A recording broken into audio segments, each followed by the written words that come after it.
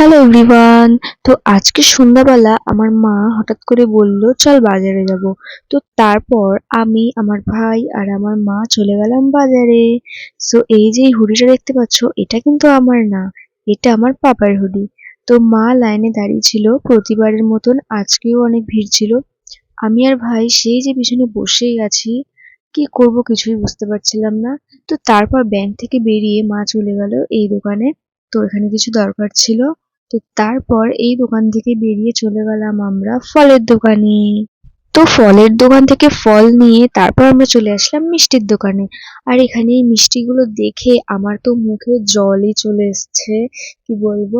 তারপর আমরা বাড়ির জন্য কিছু মিষ্টি নিয়ে, ভাইও খেয়ে নিল একটু মিষ্টি, তারপরে বাড়ি চলে আসলাম। আর আজকে ডিনারে মা করেছিল লুচি আর এই আলু ফুলকপি আর কড়াইশুঁটি দিয়ে তরকারিটা। তারপর একটু মিষ্টি খেয়ে নিলাম। আর আমরা তো মিষ্টি